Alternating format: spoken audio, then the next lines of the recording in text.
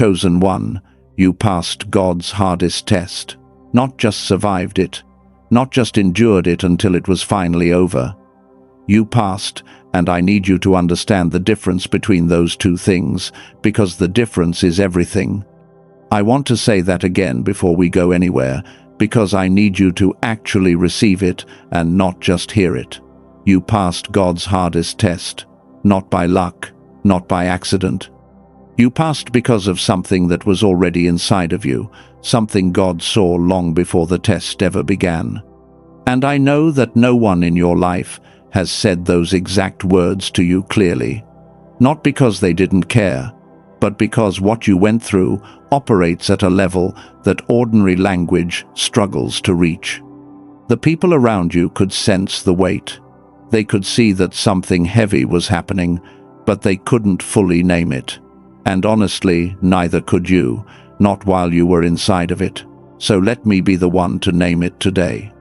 Before we go deeper, because there's a lot of ground we're going to cover in this message, and every part of it matters, let me tell you what you're going to walk away with if you stay until the end. You are going to understand the 3 layers of what your hardest test was actually doing in you. Layers that most people never get to see, because they're still carrying the weight of the experience instead of the meaning of it. You're going to see 5 specific signs that confirm you passed the right way, and I think you're going to recognize yourself in every single one. And before this message is done, you're going to have 2 practical tools you can start using today to move from where you are into what this season is now opening up for you. This is worth staying for. All of it. Now, everything I share with you in this message is freely given. But if, at any point, something stirs in your spirit that tells you there is more waiting for you beyond what's spoken here, you will find it in the description and the pinned comment below. Only if you feel genuinely led, not before. Let me start by asking you to notice something. Something has changed about you recently, and I don't just mean emotionally. You might have noticed it in your body first, a kind of tired that is not fixed by sleep, a heaviness that lives in your shoulders and your chest and the back of your neck, the kind of tired that only forms in someone who has been carrying something extraordinarily heavy for an extraordinarily long time. And yet underneath that tired, there is something else, something quieter. Something that wasn't there before the hardest season started. You have gotten quieter, not in a broken way, in a settled way, like something inside that used to be loud and desperate and constantly reaching for answers has finally gone, still, not because it gave up, but because it found something more solid to stand on. I want to show you today what that shift means. I want to name 5 specific things I see in people who passed God's hardest test the right way, and I want you to count how many of these you recognize in yourself. The first sign is this: you became quieter instead of louder, and I mean that in the most specific way possible. During the hardest season, something in you stopped arguing with the silence of God. You stopped demanding an explanation before you kept going. You stopped needing someone to validate what you were carrying in order to keep carrying it. And the people around you may have misread that as withdrawal. They may have thought something was wrong, but what they were seeing was not withdrawal. That was the sound of someone who stopped needing the noise to keep their faith alive.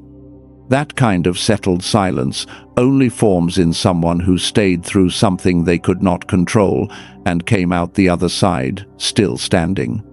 The second sign is this: timing in your life has started shifting in ways you cannot fully explain. Small doors that were not open before, a connection that arrived when you were not looking for it, a conversation that landed exactly when it needed to. It doesn't look dramatic.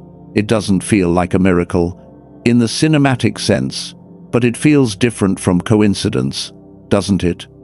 Like something that was locked is now quietly unlocking around you. That is not random. That is what the other side of the hardest test smells like. The third sign, and this is the one I want you to really sit with, your body is carrying a specific exhaustion that is not sickness and is not laziness. It is the exhaustion of someone who held something sacred for a very long time without being able to put it down. The cost of sustained faithfulness, the weight of endurance that most people in your life have never been close enough to the fire to pay. Your body remembers what you carried, even when your mind is doing its best to move forward. And that tiredness is not a problem. It is proof. It is the physical signature of someone who did not abandon what they were asked to hold. The fourth sign is this: you stopped needing to be understood. And I want to be precise here, because the distinction matters enormously. The version that comes from bitterness closes the heart, and that is not what I'm describing. What I'm describing is something more like a settling. You realized, somewhere in the middle of the hardest season, that the people around you did not have the capacity to fully meet you where you were, and instead of resenting them for it, something in you accepted it. You stopped explaining yourself. You stopped waiting for someone to give you permission to believe what you already knew. That is not distance. That is the posture of someone who has found their source. And the fifth sign, this one, is going to confirm everything else. Something that belongs to you is beginning to find its way to you, without you forcing it. Without the striving and the anxiety and the constant reaching that used to run your life. Opportunities that match the shape of your calling are starting to appear, and they feel different from before, not like something you caught, but like something that recognized you. That is not luck. That is the harvest season of a chosen one who stayed in the ground long enough. If you recognize 3 or more of those signs in yourself, I need you to stay with me, because what I want to show you next is the part most people never get to understand about God's hardest test. Not what it cost them, what it was actually doing. Here is the first thing, and this one is going to change the lens through which you see everything that happened to you. God does not give every person the same test. This is not a small observation. This is the most important thing I'm going to say in the first part of this message. The test that came into your life was not a generic trial. It was not the standard human experience of difficulty. It was specific, custom-designed, calibrated to the exact weight of your calling and the exact nature of what you are being trusted with. And when I say that, I want you to hear it, not as a consolation, not as a nice spiritual phrase, but as a structural reality about the way God operates. There is a man in the oldest text in the Bible who understood this. His name was Job. And in a single conversation that Job never knew was happening, God and the adversary looked at this one man's life and agreed on something extraordinary, that there was no one like him on the earth. What followed was unlike anything a single human being had been asked to carry. Not one trial, not one hard season. An avalanche, his family, his provision, his health, the respect of every person who had known him, all of it, gone in a matter of days. And then came the hardest part, not the loss. The silence. The complete, terrible, inexplicable silence from a God Job had served his entire life. And here is what Job did not receive at the end. He did not get answers. He got something different. He got an encounter that recontextualized the entire suffering from the inside one, that didn't explain the pain, but revealed the one who had been watching it all along. And in that encounter, Job discovered this: the silence was not absence.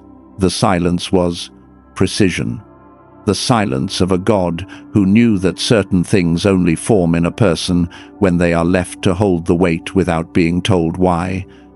That is your story too. The specific test you received, its shape, its duration, its silence was not random. It was the exact design of someone who knew what he was asking you to become, and knew that the only way to produce that was through that particular pressure, not a lighter version, not an easier path, that exact furnace. And I hear the Father saying something to you in this moment. Something that I believe was placed inside this message for you specifically. He is saying, I knew what was in you before the test began. I was not watching to see if you would fail. I was watching something I already believed in prove itself. And what I found in you was exactly what I always knew was there. Let that sit. Now the first layer of this is the custom design of the test. But there is a second layer that almost no one talks about. And this is where we go next, because this is the layer that explains why not everyone who goes through God's hardest test actually passes it. There is a right way and a wrong way to pass. And most people, even people of genuine faith, people who love God, people who are truly trying, choose the wrong way without ever realizing it. Let me show you the 3 most common wrong responses. The first wrong response is bitterness, and I want to be careful here. I am not talking about the raw anger in the middle of the night, the 3 questions that have no answers, the moments of why that leave you breathless. All of that is still inside the test. God can meet you in every piece of that. What I'm talking about is the decision, the quiet, internal decision to use the pain as evidence that trust is no longer safe.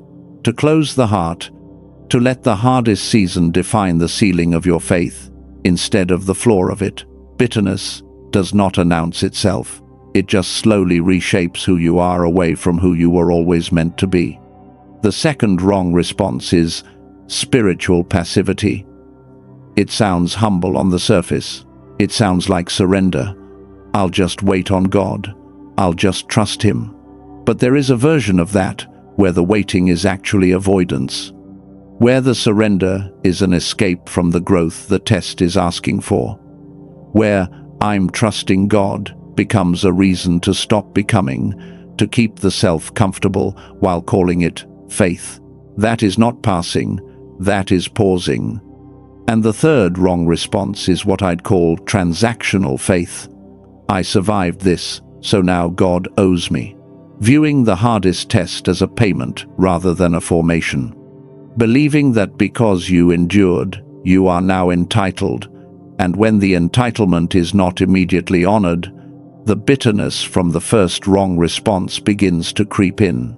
This is the subtlest one, because it looks like expectation of blessing, and blessing is coming, but the foundation is off. Now here is where the original language matters, because the English word test is almost too small for what God was doing in your hardest season. In the original Hebrew, the word used for the refining work of God is tzaraf. It is a smelting term. It does not mean to examine. It does not mean to quiz. Tzaraf means to place metal into a furnace, to subject it to fire, not to destroy it, but to separate the pure from everything that was never pure to begin with. The goldsmith puts the ore into the fire, and what comes out is not tested metal. What comes out is refined gold. The fire did not create the gold. The gold was always there. The fire just extracted it from everything that was never gold to begin with. That is what God was doing in your hardest season. You were never in an examination room. You were in a smelting furnace. And the reason the test was the hardest test of all is that this particular quality of refinement, this particular extraction, could only happen in that specific fire. A lower temperature would not have worked. A shorter duration would not have worked. It required exactly what you went through, at exactly that intensity, for exactly that long. You did not just pass an exam, you came out of tzaraf, and what came out was gold. Before I show you what that gold actually is, before we go into what passing the right way unlocked in you, and I promise we are going to go there, because that is the part that changes everything about how you see your life from here. I want to pause here for just a moment. There is something I'm going to share in the second half of this message, a tool that speaks directly to the season you are now entering. It's called the Genius Song. And the reason I'm mentioning it now, before I've had a chance to fully explain it, is simply this. When you have been in a sustained season of survival, your brain has been running on a specific frequency, a stress state that does not automatically shut off just because the hardest test is behind you. Your spirit has come through. But your mind may still be sending old signals. The Genius Song is a 7-minute audio specifically designed to address exactly that gap. If that lands with you even a little, hold on to it because I will explain it fully in the second part of this message. The link is also waiting for you in the description and the pinned comment below whenever you feel ready. But right now, let's talk about what the Tsaraf produced in you. Chosen one, let's pick up exactly where we left off. In the first part of this message, we talked about how the test was custom designed, calibrated to the exact shape of your calling, built around the specific assignment your life is pointed toward. We talked about the 3 wrong responses that most people choose without realizing it. And we talked about Saraf, the Hebrew word that tells you what you were actually inside of. Not an exam. A smelting furnace. And what came out of that furnace was not a person who survived. It was gold. Now, I want to show you what that gold actually is, because this is the part most people never get to see. This is what passing the right way actually produced in you. The first thing the hardest test built in you is an unshakable discernment. And I want to be specific about what that means. Discernment, the real kind, not the theoretical kind, only forms in people who were forced to rely on their inner knowing when there was nothing external to confirm it. You couldn't see the outcome. You couldn't get confirmation from the people around you. Some of the advice you received was well-meaning, but pointed in the wrong direction. And in that pressure, in that sustained absence of clear external guidance, something inside of you became very precise. Your ability to know what is real and what is performance. Your ability to sense when something is aligned and when something is off. Your ability to move from the inside rather than waiting for permission from the outside. That is not a personality trait you were born with. That was extracted from you by the pressure of having to navigate the hardest season without a map. You earned it in the furnace. The second thing the hardest test built in you is a faith that does not require evidence to keep standing. This is probably the rarest spiritual capacity in human experience. Most people's faith is functional, meaning it works well when there is something visible to point to. When doors are opening, when prayers are being answered, when the presence of God feels close and warm and accessible. But your faith was asked to do something different. It was asked to keep standing in the dark, to believe in silence, to trust what it could not see, confirm, or explain to a single person around you. And it did. You did. And what that built is a spiritual capacity that cannot be manufactured by comfort, that cannot be developed in easy seasons. It is only produced in the exact kind of furnace you just came through. And the third thing, this is the one I want you to hold on to, the hardest test, gave you a compassion that has actual weight to it. There is a profound difference between empathy you learned from reading about someone else's pain and empathy you carry because you were inside the fire yourself. When you walk into a room now, when you sit across from someone who is in their own version of the hardest season, something in you recognizes it at a level that goes beyond language. You don't have to work at connecting with their pain. You carry the memory of it in your body. And that kind of compassion changes people. Not just comforts them, changes them. That is not a small gift. That is the kind of thing that alters the trajectory of another person's life. Now, those three things are what the test built in you. But I also want to show you what this is unlocking around you. Because for those of you entering this new season after the hardest test, there are three areas where you are going to start seeing movement that simply was not there before. In your relationships, here is what's shifting. The connections that were attached to the version of you that the furnace was refining away, some of them have already released, and more may still release, and it is going to feel lonely before it feels right. I want to be honest with you about that. Don't try to hold what is releasing. The relationships that are clearing were connected to who you used to be, not to who you became in the fire. And just when you think you are the most alone, just when the quiet feels like it might be permanent, the people who understand your language are going to start appearing.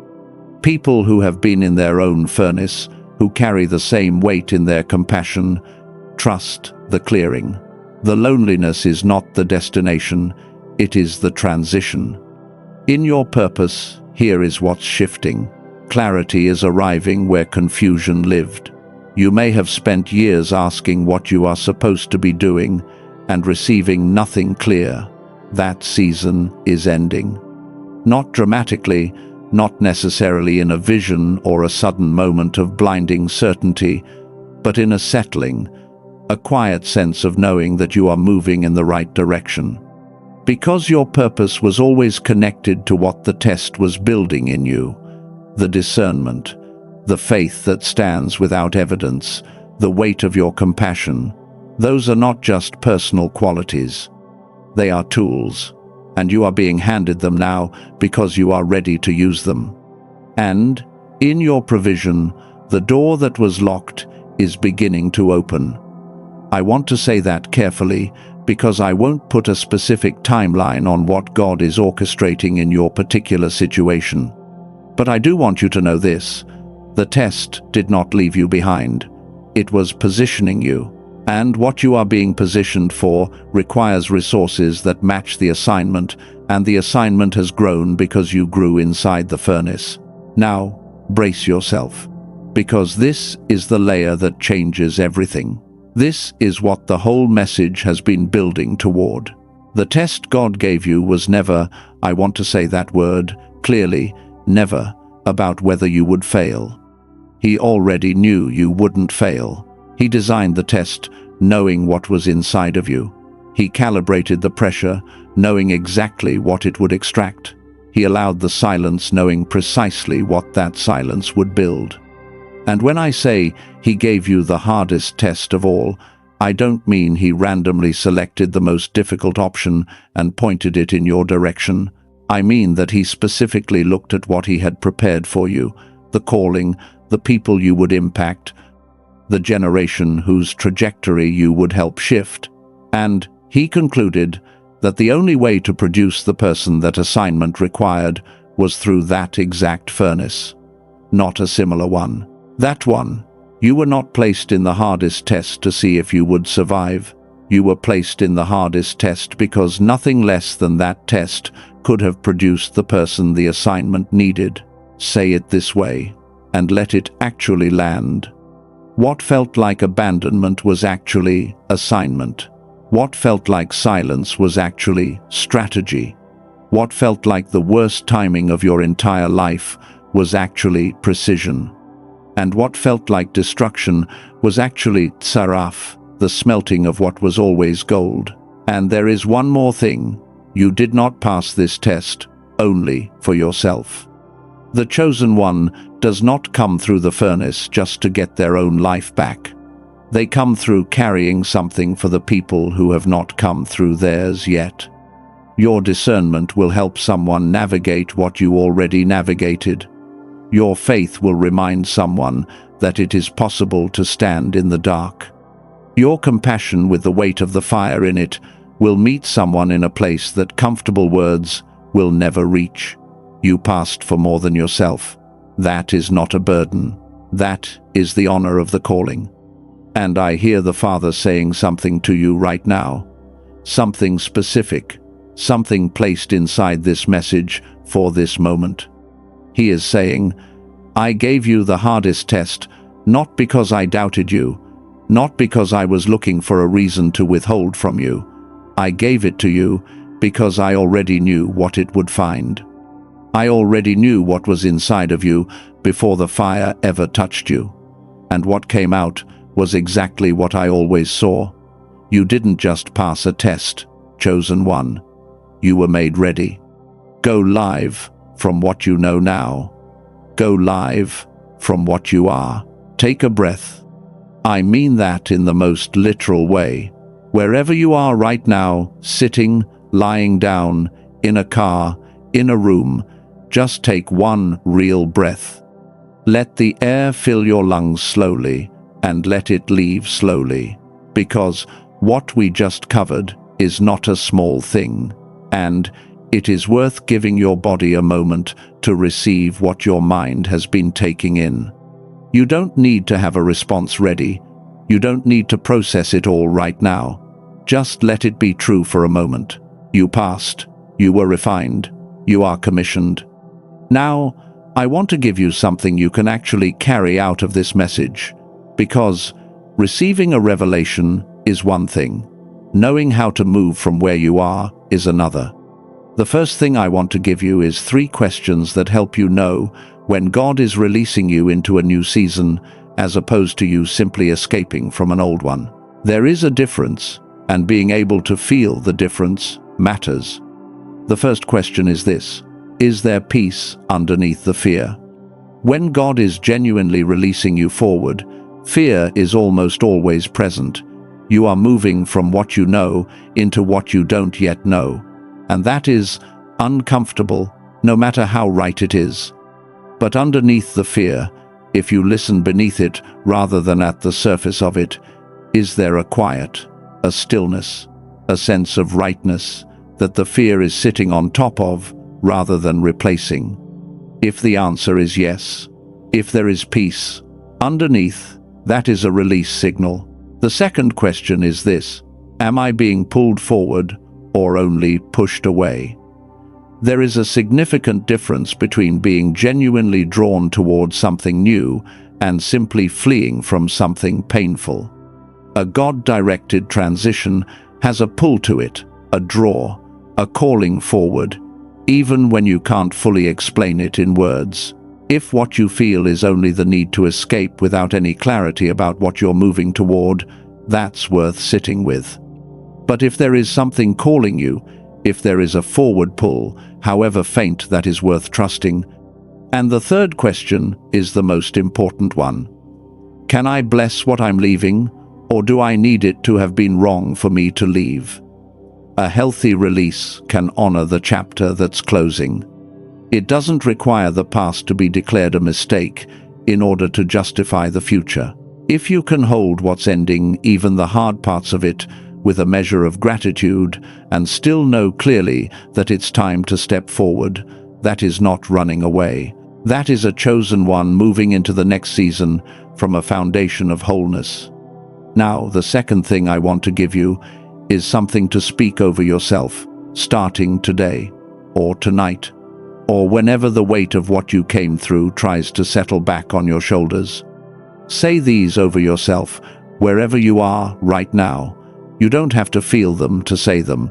Say them anyway, because truth is not dependent on how it feels in the moment you speak it. I am not who the test tried to make me. I am what the test revealed in me, and those are not the same thing. I carry what was built in the furnace, and I carry it with intention. What is coming for me was always being prepared by what came before me. I am not behind. I am exactly on time. Let those settle. Say them again tomorrow morning, not as motivation, as structural reality, as the kind of truth that was true before you felt it and will still be true long after the feeling passes. Now, before we close, I want to share something I believe was prepared specifically for this season you're entering. But first, I need to tell you something about what the science of the brain reveals about what sustained pressure actually does, because once you understand it, everything I'm about to share is going to land completely differently. Here is what happened inside your brain during the hardest test, and I want you to hear this clearly. When a person goes through a prolonged period of extreme pressure, the kind you just came through, the brain does something specific. It locks into a survival frequency, a stress state where every cognitive resource is redirected toward one single goal, getting through the moment. That is not a failure.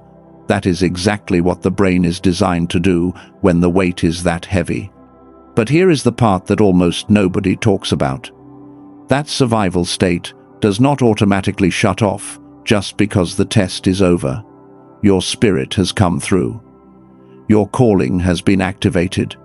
You are standing on the other side of the furnace. But your brain is still sending the old signals, still running the old program, still on alert for a threat that no longer exists. And that gap between where your spirit already is and where your nervous system is still operating from is one of the most common reasons why people who have genuinely passed the hardest test still find it difficult to fully step into what comes next. Not because they lack faith, because their brain hasn't received the memo yet. Dr. Lake spent 34 years mapping exactly this. Dr. Robert Lake, a neuroscientist who dedicated his career to understanding what happens to God-given human potential when it is placed under extreme and sustained stress, and more importantly, how to restore it. His research, conducted alongside studies from institutions including MIT, Harvard, and Princeton, identified the specific brainwave state that is present when a human being is operating at their highest level of creativity, intuition, and aligned decision-making. That state has a name in the neuroscience. It's called gamma. And what Dr. Lake found is that gamma, the frequency God built into you, begins to suppress under sustained survival stress. It doesn't disappear. But it goes quiet the way a fire goes quiet when it has been starved of oxygen. Still alive, still there, but not burning the way it was designed to. You were born with it at full flame. When you were a child, before the accumulation of loss and pressure and the sustained weight of the hardest seasons, your gamma was completely active. You learned at a speed that felt effortless. You made connections between ideas that surprised the people around you. You had an intuition that was uncomfortably accurate. And then, gradually, life applied pressure, and the gamma went quiet. And by the time you entered the hardest test of your life, your brain was running almost entirely on survival signals. The test is over now, but the survival signal is still running. This is not a spiritual problem. It is a brain problem, a frequency problem. And Dr. Lake spent 34 years finding a solution. It's called the Genius Song. And before I tell you what it is, I want to be clear about what it is not. It is not meditation. It is not a mantra. It is not a ritual that requires any particular emotional state from you before it works. The Genius Song is a 7-minute digital audio track built on a technology called brain entrainment, a process that uses specific sound frequencies to guide the brain back into the gamma state. You put on headphones. You listen for 7 minutes. Your brain responds to what it's hearing. The survival state begins to quiet. And the frequency that God built into you, the one that the world's pressure suppressed, begins to reactivate. 7 minutes. That's all it asks of you. Let me tell you about a woman I know of who understands what I mean. She was in her early 40s, a school teacher, someone who had spent her career pouring into other people's children, while quietly carrying a feeling she couldn't name, the feeling that something inside of her had gone dormant, that there was a version of herself she had access to as a young person that had somehow become unreachable. She had been through her own version of the hardest season, and when she began using the Genius Song, she said the change came gradually, subtle at first, across about 3 weeks. And then one morning she reached for a word to describe what had shifted. And the word she found was this. She said, "It felt like meeting the original version of herself, the one that existed before anyone told her who she was supposed to be." That is what gamma reactivation feels like when it begins working. And here is the number that gives me the most confidence in sharing this with you. Over 18,000 people have now used the Genius Song. And the number that matters to me far more than how many people have tried it is this. Less than 4% of them have ever asked for their money back. In a world where returning something digital costs nothing and requires nothing, more than 96 out of every 100 people who experienced the Genius Song decided to keep it. That is not a marketing statistic. That is a result. Now I can already hear two things that might be going through your mind right now. The first might be this. 7 minutes sounds too simple for something this significant, and I hear that. But simplicity is not a compromise, it is a design decision. Dr. Lake specifically built the Genius Song to work without requiring effort, without demanding a particular emotional state, without asking you to show up ready. Because the people who need it most are the people who just came through something that cost them everything. You should not be asked to work harder to recover. You should be able to rest while your brain does the recalibrating. The second thing might be this. I have tried things before that promised to help and didn't deliver. I hear that too. And this is the important distinction. The Genius Song is not doing what the other things you've tried were doing. It is not asking you to think differently, feel differently, or believe differently before it works. It is working at the frequency level, the biological layer of what sustained stress has suppressed.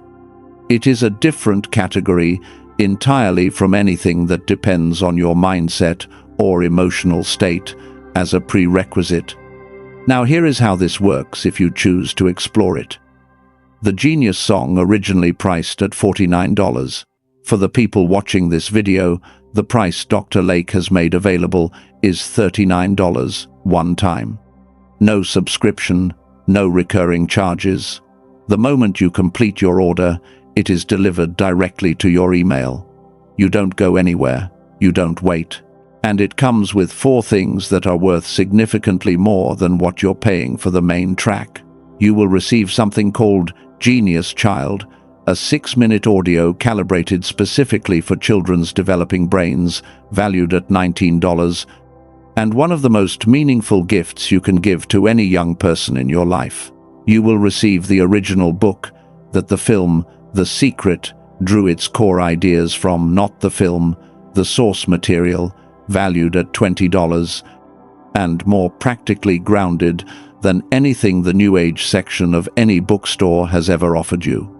You will receive a 2-minute guided visualization that walks through 4 areas of your life: finances, love, health, and wholeness, valued at $29, designed to work alongside the Genius Song as you go deeper into the process. And you will receive a 1-page summary of the 5 daily habits of people who have sustained their gamma reactivation long-term, valued at $12, and the kind of thing you can actually apply starting tomorrow morning. That is $80 in resources, yours free, with a $39 investment. And if it doesn't do what I've described, if you use it and something doesn't feel right, you pay nothing. There is a 90-day guarantee, no conditions, no explanation required. No product to return, since it's digital, and every single bonus stays with you regardless. Dr. Lake designed it that way because he believes in this fully enough to carry all of the risk himself. One thing I need to say clearly: the only legitimate source for the Genius Song is the link in the description and the pinned comment below this video. There are imitations out there. They are not built the same way. Protect yourself by going only to the original source.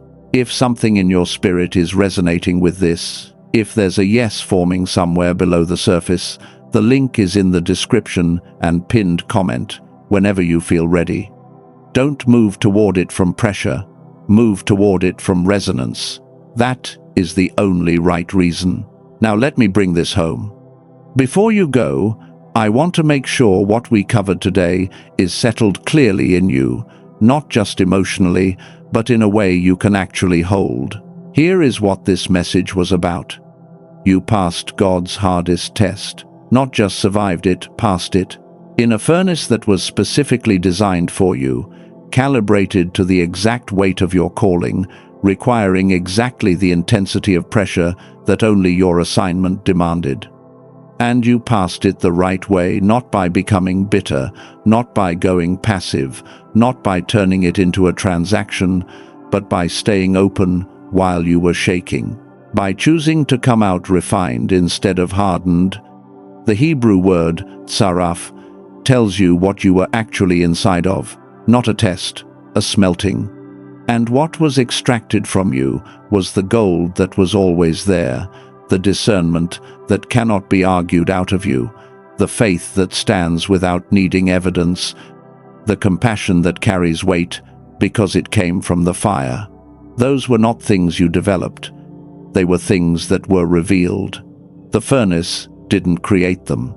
It separated them from everything that was never yours to begin with. And what is coming for you now, in your relationships, in your purpose, in your provision, is connected to what the furnace produced. Because the assignment requires the person the furnace made. You are not behind. You are not late. You are exactly the right person, at exactly the right moment, for exactly the chapter that is being opened in front of you. And now, before we close, I want to do something with you. I want you to take a breath, and then I want you to do something with your imagination. Wherever you are sitting, lying down, still, moving, let your hands rest open, not holding anything, not gripping, just open. In your mind, I want you to picture yourself standing in an open field, not the field where the storm was, the field the morning after the storm has fully passed. The sky is clear, the ground is still, the air is clean, in a way that air only gets after something enormous has moved through it, and you are standing in it, not running, not bracing for the next thing. Just standing in the quiet, with your hands open. Now look at what's in your hands. They are not empty. They're carrying something that you could not have held before the furnace. Something that only exists because of what you just came through. You don't have to grip it. You don't have to protect it. It's already secured. Just feel the weight of it, the weight of what you are now carrying, and let it be real. This is not just an exercise. This is you stepping, right now, in this moment, into the person the hardest test was always preparing you to be. Breathe. And now, let's close. I want to invite you to release something before we go. Not the memory of what the test cost you. You can keep that. It belongs to your story. What I'm inviting you to release is the debt. The internal account you've been keeping. The sense that something is still owed to you before you can fully step forward. Let it go, not because what you paid wasn't real, but because carrying the ledger is what keeps you from carrying the assignment. And you were made for the assignment. Say this wherever you are right now. I am not what the test tried to make me. I am what the test revealed in me. I came out refined, not reduced. And what is coming for me was always being prepared by what came before me. And I hear the Father saying one last thing as we close.